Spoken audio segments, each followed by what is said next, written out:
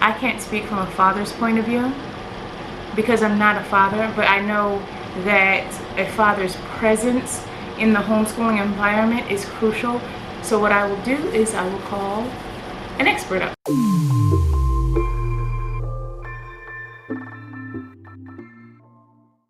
Assalamu alaikum wa rahmatullahi wa barakatuhu. Welcome back to my channel. If you are new here, thank you for stopping by. If you are a long-time subscriber, thank you so much for staying.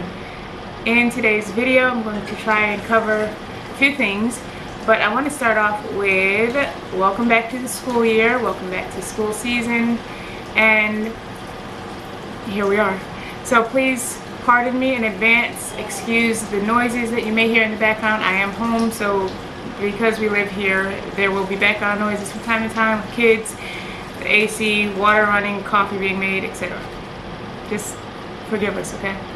A few updates and some back to school, I don't want to call them tips, but just things that we are going to try and implement in our lives, and it would be great if you all were there to help cheer us on, and we'll be there to help cheer you on. I wanted to talk about going back into school or getting yourself geared up for homeschooling, because this year, of course, due to the pandemic and coronavirus and COVID-19, everything that's going on in the world, a lot of people are looking into homeschooling, and because they may not be comfortable or familiar with homeschooling, they're looking for places to start. And so that's what I'm just going to try to cover, how to make your environment more of a homeschool setting or a learning environment without it being so strict, like you're trying to take the place of your child's teacher, but you're actually their parent. So it might come across as, what would you call it? She's more like it, like tug of war. Like your child looks at you at a battle, or your child will look at you as if you are their parent. Especially if they were public school, if they were in public school before. And you may be looking at your child like, yes, you are my child, but now I am your teacher. Well, you've always been the teacher. It's just, it may have not been formal classes like secular studies or Islamic studies, but you've always been their teacher. Most children are like sponges, so they absorb everything around them like water to a sponge. And when you sit your child down to read to them or have them read or learn a math lesson, the kitten is like, the kitten's playing around my feet. So anyway, you are your child's first teacher because they're learning from your actions, they're learning from your tone of voice, the words that you use, and everything that you do, they are watching you. So because a mother is, or a child is closest to the mother physically, they learn more, because in a typical or in a standard household, the father is usually the maintainer and he's off earning so that he can maintain the family, and the mother is rearing the children. That's standard household. Everyone's household is not identical, so people have differences, or things in their homes. We have some single fathers or only fathers, and some children don't even have mothers. But you know your case, you know your circumstance, so I'm not trying to apply like a blanket statement, but fathers do, if they are available, if they are in the child's life, and they don't even have to live under the same roof as your child. We live in a digital age, so they can, FaceTime, Zoom, they can talk to them while they're at work, on camera. Just monitor what your child is doing. Actually, you know what?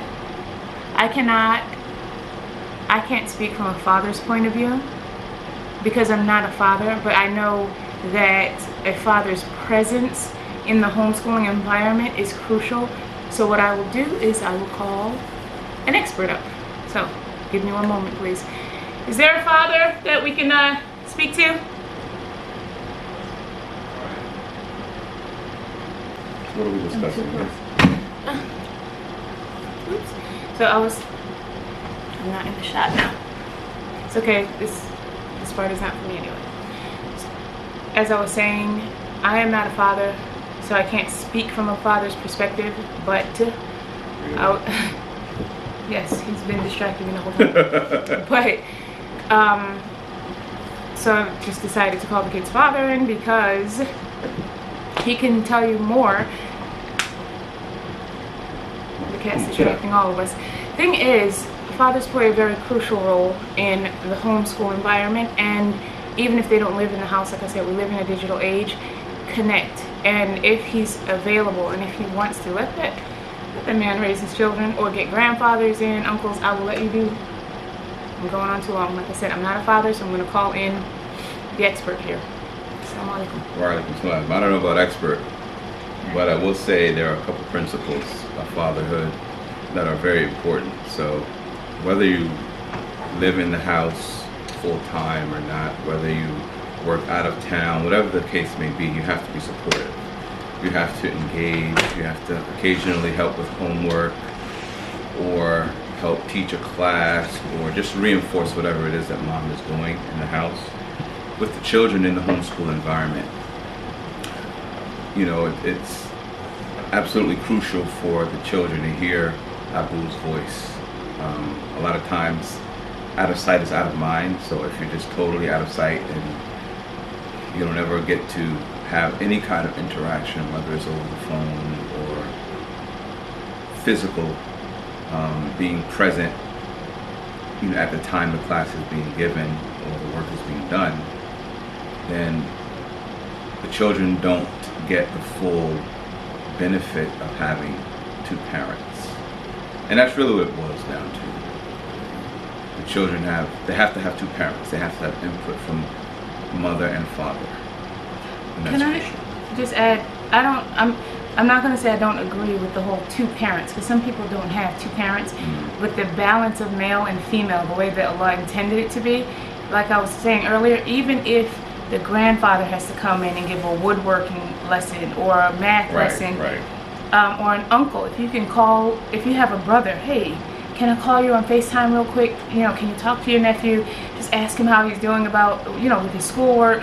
Ask him how his lessons are going, because that is healthy for children, and it gives mother a break. Or if there's, like I said, a single father, solo father, it gives the father a break. If when you're homeschooling, you know that expression, it's like it takes a village to raise a child. We all know in this era that we live in, sometimes we don't want the village raising our child, but the concept still applies, where you need a family, you need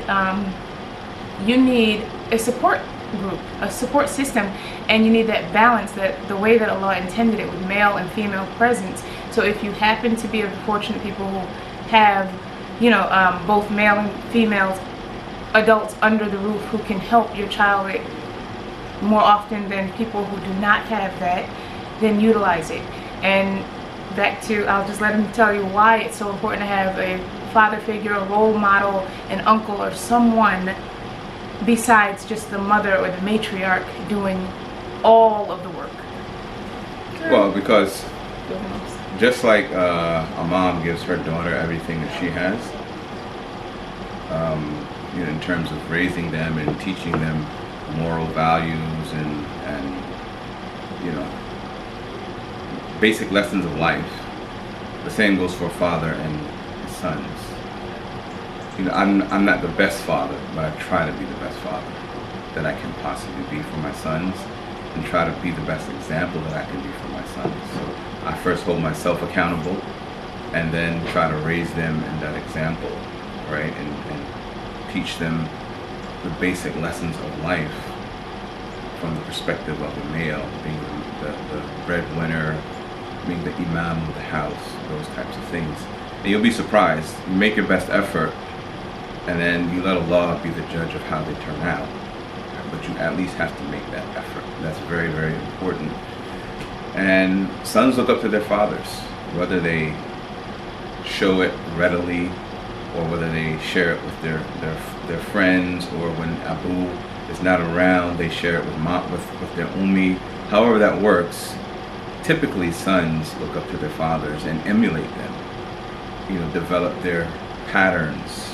Can I ask you this? Did you look up to uncles? Like, if your father wasn't there for whatever reason, right, and your father's brother or someone he considered a brother was there, did you have respect for that male figure, like, you know, if you thought to do something but you saw that other male figure was present, would it deter you from doing it, or you're like, oh, not doing that around him, he's going to tell my father? Most definitely. And in today's communal environment, there are uncles that the little guys look up to today, and that carries on. So to your point, yes, whether you're a father or uncle or brother, I'm gonna be quiet. you know, whatever it might be, the young boys look up to, you know, father figure types, and so they have to have that.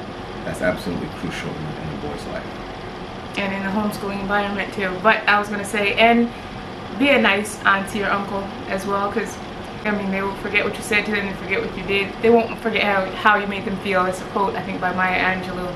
But kids don't forget. I can remember all the mean adults, and I can remember all the nice adults when I was a child. And I know them now, have better relationships with them now, but I remember some of the things they would say or do or how they would act. And that just underscores the importance or the role that we play in their lives. So when it comes to education, it might not be a geometry lesson or a spelling bee or anything like that. You are teaching them through your actions, through your behavior, the tone in which you speak with them, whether you use respect when you're talking to them, whether you give them their just a little privacy, things like that. Those are all lessons in life. And if you're homeschooling or just starting to homeschool and you show that you're frustrated, they're going to pick up on that attitude, and they're going to pass it down and down and down. It doesn't matter if it's the husband fussing at the wife, then the wife goes and fusses at the child. If the child goes and fusses at the pet, you know what I mean? Like, it gets passed down, and men play a larger role than they may realize in children's lives, especially when it comes to schoolwork. You can't just pop in and say, hey, you've been doing your homework, boy? Listening to your mother? It doesn't typically. You can talk about it. I don't think it works like that. I think I need to get back. Yes, to get back to work. Okay, I'm just saying, can you give some tips on how to approach a child when you are trying to get a message across to them, the importance? So there once was a time where you could just look at a child and say, hey, go down to the corner store, bring me a loaf of bread, and then do your chores, and then make salad, and then, like, you could just bark a bunch of orders and kids just went and did it. Children of today don't do that. As a matter of fact, you have to reason with them, because if you don't reason with them, you really, I'm not going to say you instantly lose respect, but you lose their attention. And after you lose their attention, the next thing is you lose their respect. So it's very important that you reason, you have calm interaction. I don't yell, and there's rarely a case where, as a father, I need to yell. I try to reason with the children, with my kids. We don't hit either. Especially my boys, to make sure they understand, okay, this is why we don't do it, this is why we do it, this is the best way to do it, okay? That's pretty much it. But at the same time, you can measure your own progress, where you started, what you started, you know, how far you've come, just to see how you're coming along with the whole homeschooling idea. I'm gonna cut for a second. He's probably gonna disappear between the cut. So, do you want to say any last? No, I'm good. Advice? Okay. Nibbles. I'm gonna need you to understand that when we're recording, you have to bounce. You got to be scarce, just like the rest of the family. He's chilling.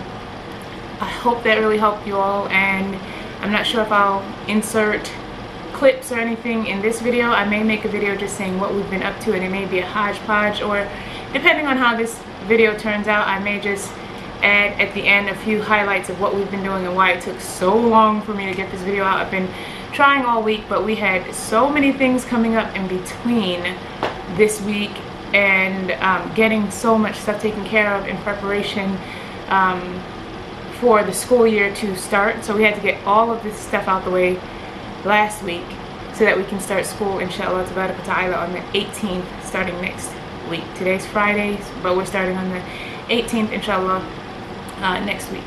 So I will see you in the next video, inshallah tabaraka ta'ala, and you all have a blessed day wherever you are. Happy homeschooling, and thank you for watching. Assalamu alaikum wa rahmatullahi wa barakatuh.